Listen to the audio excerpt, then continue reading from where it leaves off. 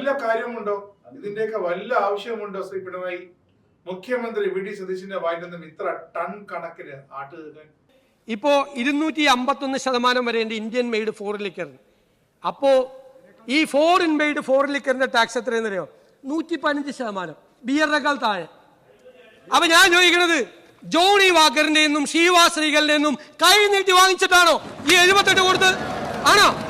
അധികാരത്തിലേറി 2 ദിവസം കൊണ്ട് ബക്കാടിക്ക് വീര്യം കുറഞ്ഞ മദ്യം കേരളത്തിലുടനീളം വിൽക്കാൻ വി ഡി സതീശൻ എന്ന മുഖ്യമന്ത്രി അനുമതി നൽകിയെന്ന് എത്ര വേഗത്തിലാണ് CPM സൈബർ ടീമുകൾ ക്യാപ്ചർ ഇറക്കിയത്. പക്ഷേ അവർ മറന്നുപോയി, ഭരണം മാറി. കഴിഞ്ഞ 10 വർഷം ആരെയും കൂസാതെ, ഒരു ദാക്ഷിണ്യവുമില്ലാതെ, ഒരു തെളിവുമില്ലാതെ അന്നത്തെ പ്രതിപക്ഷത്തിനെതിരെ ക്യാപ്സുലുകൾ ഇറക്കിയിരുന്ന ഇവർ ഇപ്പോഴാണ് മനസ്സിലാക്കുന്നത് ഇതിനൊക്കെ പകരം കണക്ക് ചോദിക്കുമെന്ന് പറഞ്ഞ വി ഡി സതീശനാണ് ഇപ്പോഴത്തെ മുഖ്യമന്ത്രി. അതാണ് സഭയ്ക്കകത്ത് കിടന്ന് കണക്കിന് വാങ്ങിക്കൂട്ടുന്നത്. അല്ല CPM എല്ലാം നന്നായി നടക്കുന്നുവെങ്കിൽ ഞങ്ങൾക്ക് ഭയങ്കര സന്തോഷം. കാരണം എന്താ അറിയോ? ഒരു തിരുത്തലും ഇല്ല. ഇതെല്ലാം കറക്റ്റാണ് നിങ്ങൾ തീരുമാനിക്കണമെന്നാണ് ഞങ്ങളുടെ ആഗ്രഹം.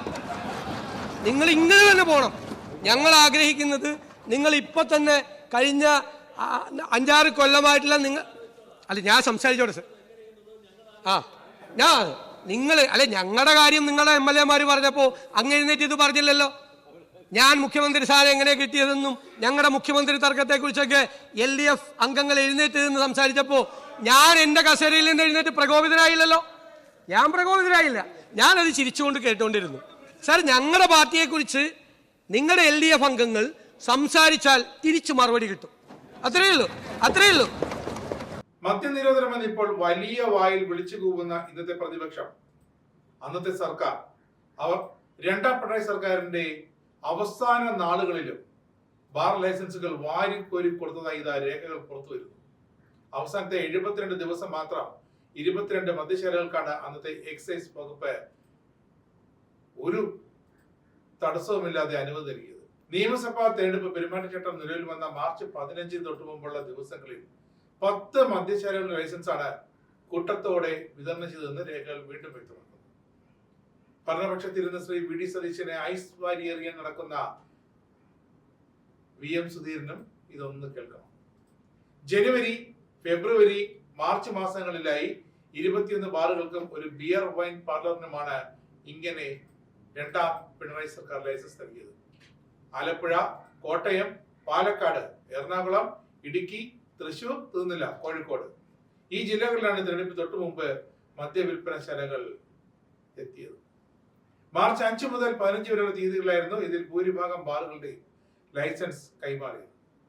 പെരുമാറ്റച്ചട്ടം നിലവിൽ വന്നതിനെ തുടർന്ന് 3 മദ്യശാല ലൈസൻസ് വിതരണം ചെയ്യാതെ മാറ്റിവെക്കേണ്ടി വന്നു. ജനുവരിയിൽ 9 ബാർ ലൈസൻസുകളും ഫെബ്രുവരിയിൽ 3 ബാറുകളുടെ ലൈസൻസുകളുമാണ് ഇങ്ങനെ പിണറായി സർക്കാർ ഒരു മാനദണ്ഡവും പാലിക്കാതെ വിതരണം ചെയ്തത് എന്നാണ് റിപ്പോർട്ട്.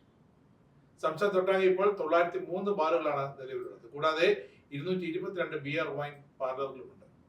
ഒന്നാം പിണറായി സർക്കാർ അധികാരത്തിൽ വരുമ്പോൾ സംസ്ഥാനത്ത് പഞ്ചനക്ഷത്ര പദവിക്ക് മുകളിലുള്ള 29 ബാറുകൾ മാത്രമായിരുന്നു നിലവിലുണ്ടായിരുന്നത്.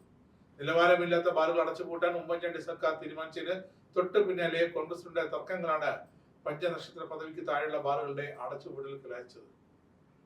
എറണാകുളം ജില്ലയിലാണെന്ന് ഏറ്റവും കൂടുതൽ ബാറുകൾ നിലവിലുള്ളത്, 211. തൃശ്ശൂരിൽ 116 ബാറുകളുണ്ട്. കാസർഗോഡ് ജില്ലയിൽ പക്ഷേ വളരെ കുറവാണ്, 11 മാത്രം. 512 3 സ്റ്റാറും 308 4 സ്റ്റാറും 57 5 സ്റ്റാറും 26 ഹെറിറ്റേജ് ഹോട്ടലുകളും നമ്മുടെ കേരളത്തിലുണ്ട്. ഇനി UDF സർക്കാരിന്റെ പുതിയ മദ്യനയം വരാനിരിക്കുന്നതേ ഉള്ളൂ. എന്തായാലും ഈ കണക്കുകൾ പ്രകാരം ഒന്നുറപ്പായി, ഇനി എല്ലാ പഞ്ചായത്തുകളിലും വേണമെങ്കിൽ വി ഡി സതീശൻ സർക്കാരിന് ഓരോ ബാർ വെച്ച് നൽകാം. കാരണം അത്ര കണ്ട് ബാറുകൾ കഴിഞ്ഞ രണ്ടാം പിണറായി സർക്കാരിന്റെ കാലത്ത് വിതരണം ചെയ്തു കഴിഞ്ഞു.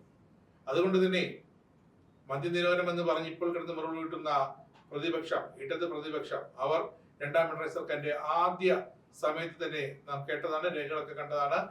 ബക്കാടി അടക്കമുള്ള ചില വിദേശ മദ്യ കമ്പനികളുടെ വീര്യം കുറഞ്ഞ മദ്യം കേരളത്തിൽ വിൽക്കാൻ അതിനെ എങ്ങനെ നികുതി നിർവചിക്കാം എന്നൊക്കെ പറഞ്ഞ് അന്നത്തെ എക്സൈസ് മന്ത്രി MV ഗോവിന്ദൻ നികുതി വകുപ്പ് സെക്രട്ടറിക്ക് നിർദ്ദേശം നൽകിയതും എങ്ങനെയൊക്കെ നമുക്ക് ഇവർക്ക് അനുമതി നൽകാം, അതുപോലെ തന്നെ ഫോറിൻ മെയ്ഡ് ഫോറിൻ ലിക്കർ ഒന്നാം പിണറായി സർക്കാരിന്റെ കാലത്ത് അന്ന് തോമസ് ഐസക് ധനമന്ത്രിയായിരുന്നപ്പോൾ ഒന്നാം പിണറായി സർക്കാരിന്റെ കാലത്താണ് ഫോറിൻ ലിക്കറിന്റെ നികുതി കുത്തനെ കുറച്ച് അത് കേരളത്തിൽ യഥേഷ്ടം വിറ്റഴിക്കാനുള്ള അനുമതി നൽകിയത്. അപ്പോൾ ഇതൊക്കെ ചെയ്യാൻ പിണറായി സർക്കാരുകൾക്ക്, ഇതൊക്കെ ചെയ്യാൻ പിണറായി വിജയനും കൂട്ടർക്കും, ഇതൊക്കെ വി ഡി സതീശൻ ഒന്ന് ആലോചിക്കുമെന്ന് പറയുമ്പോഴും അത് UDF ചർച്ച ചെയ്യും എന്ന് പറയുമ്പോഴും ഒക്കെയാണ് അവിടെ കുരുപൊട്ടുന്നത്. എന്തായാലും കേരളത്തിൽ ബാലുകളെ ചവിട്ടി നടക്കാൻ വയ്യാത്തൊരവസ്ഥയായി മാറ്റിയിട്ടാണ് പിണറായി സർക്കാർ സ്ഥാനം